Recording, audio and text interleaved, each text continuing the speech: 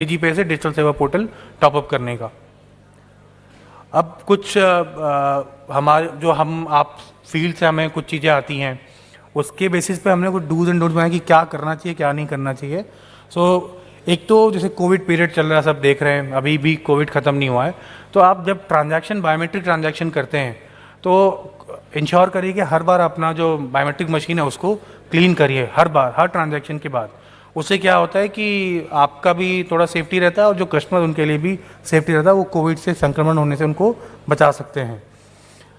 आप कस्टमर को केवल आधार नहीं, अभी क्या कस्टमर के ऊपर है, वो वीआईडी दे चाहे आधार दे, दोनों चीज़ आप डीजीपे में एंटर कर सकते हैं, केवल आधार से ही नहीं। अगर कोई कस्टमर ऐसा है जो आधार नंबर नहीं देना चाहता तो आप वीआईडी से भी उसको ट्रांजैक्शन करा सकते हैं। तो किसी को फोर्स नहीं करेंगे कि हम आपको आधार नंबर ही देना पड़ेगा। अगर उसको वीआईडी पता है तो वीआईडी से भी ट्रांजैक्शन कर सकते हैं। वर्चुअल आईडी जो आधार की टेम्प्रेरी आईडी होती है उससे भी ट्रांजैक्शन होता है। कस्टमर को आप हमेशा ये एजुकेट करके रखिए कि वो आपको जब ट्रांजैक्शन करने आता है तो उसे पता है कि किस खाते में उसका पैसा आता है, कौन सा खाता आधार से लिंक है, तो वही बताए।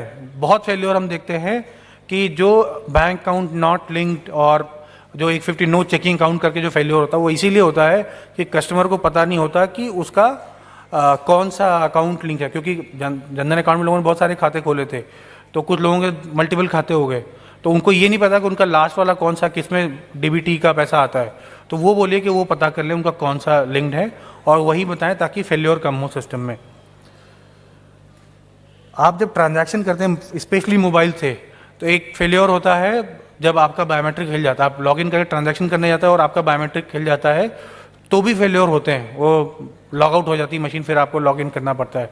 तो कोशिश करें आप ढंग का जैक लगाएं या आप लैपटॉप में ट्रांजैक्शन करें और जैक को बार बार हिलाने की कोशिश मत करें। अगर आपके पास एक स्पेयर मोबाइल है तो स्पेयर मोबाइल में ही करें। आप बार बार जैक निकालें करेंगे तो वो जो उसका पिन होता है वो लूज हो जाता है, तो उससे भी आपको ट्रांजैक्शन करने में प्रॉब्लम होगी। आप हमारे यहाँ जो चार्जबैक्स आते हैं, डिस्प्यूट्स आते हैं, फिर हमारे से हम लोग फ़ोन करके आपको इंक्वायरी करते हैं ये ट्रांजैक्शन हुई, आपने पैसे दिए नहीं दिए।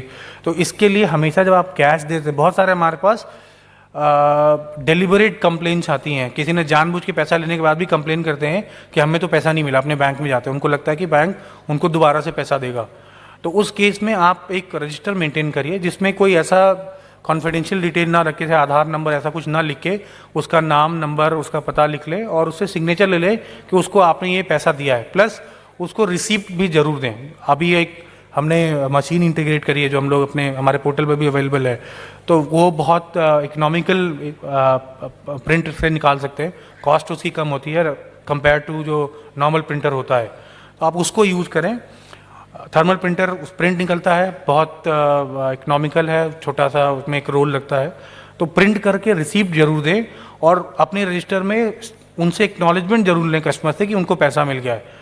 तो क्या होता है, ये जो डिस्प्यूट्स आता है अननेसेसरी, आप भी हैरास होते हैं, हमारे यहाँ भी एक प्रोसेस में कोई ना कोई लगा आता है, इंक्वायरी करना, इन्वेस्टिगेटिव रिपोर्ट सबमिट करना, वो हम और आप दोनों बचेंगे उससे। बहुत सारे लोगों का क्या होता है कि बैंक डिटेल अपडेटेड नहीं है या वो अपडेट कर देते हैं, उन्हें पता नहीं होता है। तो जब अपडेट करते हैं तो आपको इंश्योर करें कि आपकी क्यूसी हो जाए, और अपडेट करते समय अपने डॉक्यूमेंट सही से अपलोड करें डिजिटल सेवा पोर्टल register.ct.gov.in पे जो आप लोग अपडेट करते हैं, तो उस पर जो आपका प्रूफ अपलोड करते हैं उसको थोड़ा पिक्चर क्लियर करके करें ताकि वो क्यूसी हो जाए प्रॉपरली और आपका पेमेंट जाने लग जाए।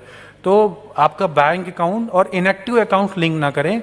तीसरा, आप कोशिश करिए कि डीजीपे में जो ट्रांजैक्शन करें उसका सेटलमेंट किसी करंट अकाउंट में करें। सेविंग्स अकाउंट में बहुत सारी लिमिट्स होती हैं, तो हम जो पेमेंट करते हैं, पे आउट्स आप जो करते हैं, आप कहते हैं फेल हो गया, तो हर बैंक ने सेविंग अकाउंट में कुछ लिमिट लगा रखी है।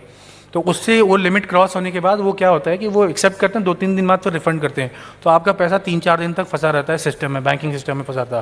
वो हमारे पास नहीं होता, वो बैंकिंग सिस्टम में फंसा होता है।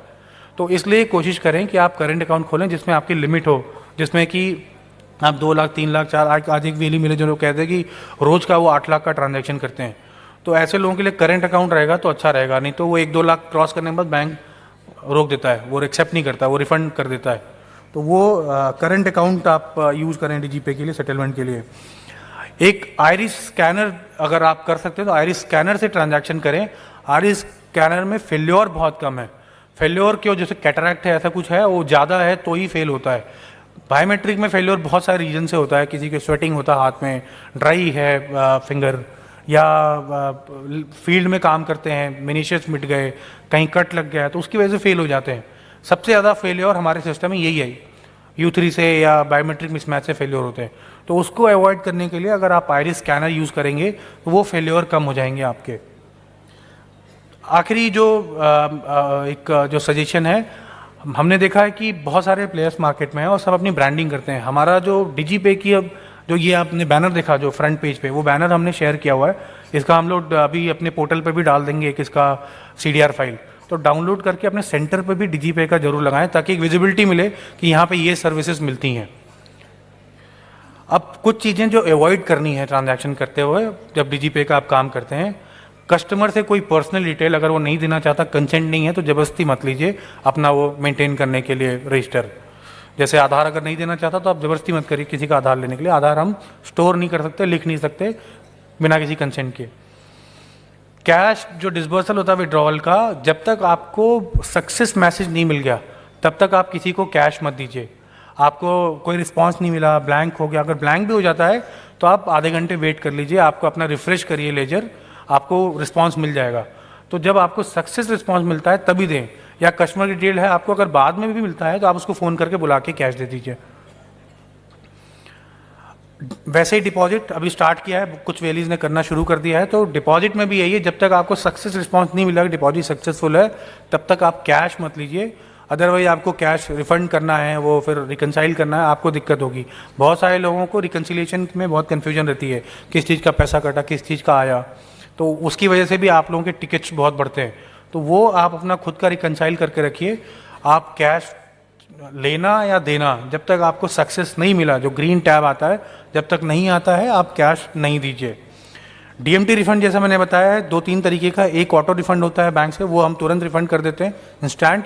दूसरा DMT रिफंड होता है जिसमें सस्पेक्टेड केस होते हैं, जैसे बैंक को गया और बैंक ने 2 दिन बाद रिफंड किया, तो जब बैंक के पास जो कस्टमर का बैंक है उसको रिफंड आया तो हमें एक OTP आएगी कस्टमर के, जो रिमिटर उसके मोबाइल पे, उस OTP को वो देगा आपको, आप अपने सिस्टम में एंटर करेंगे तब आपके इसमें ऑटोमेटिक रिफंड आएगा आपके लेजर में, और वो आप उसको पैसे वापस कर सकते हैं। DMT के केस में भी जब तक आपको सक्सेस मैसेज नहीं मिल गया है, कैश मत लीजिए। सो ये डूज एंड डोंट्स हैं।